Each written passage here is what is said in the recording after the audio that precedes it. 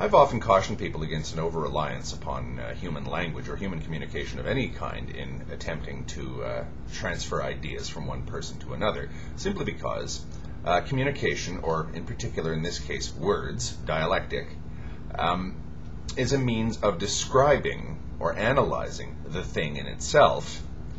The words are not the thing in itself, in the same way as, say, a map is not actually a piece of topography. The word orange, is not that thing which we hold in our hand and peel and then eat and taste and see. The word orange is just an attempt to categorize or identify something which we call an orange. The word orange is not an orange in and of itself. I don't think that's a very difficult concept to wrap one's head around, but it's often been attributed to me that I don't actually believe that words have meanings at all. I do.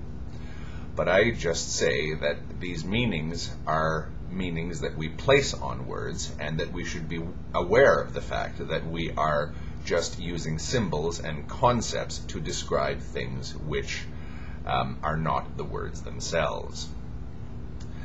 As applied to philosophy, I think that this is as old as philosophy itself.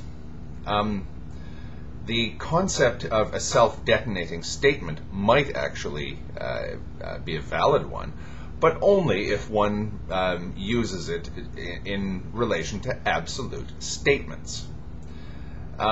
Where I think that it fails is when you try to describe external reality in a way that someone else can understand. If you want to talk about philosophy, if you take Plato's simile of the cave, the parable of the cave, where there's a bunch of prisoners shackled in a cave their entire lives, and all that they've ever seen is a series of illusions deliberately fed to them by other people. The only light that they've ever seen is reflected or refracted light all of their lives, and that's the only reality they ever know. What would happen when you took one of those people and brought him out into broad daylight and showed him everything that most of us see every day, i.e. bright lights, cars, traffic, that kind of thing? It would probably blow his mind, but eventually he'd get used to it. And then you take that person and send him back down into the cave and try to get him to explain, using language, using communication, to the denizens of the cave that he has grown up with his entire life, what he had just seen. Human language is not up to that.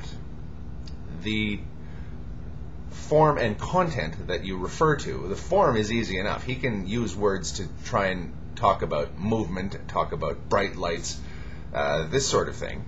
But the content is contingent upon the audience understanding the presuppositions inherent in language.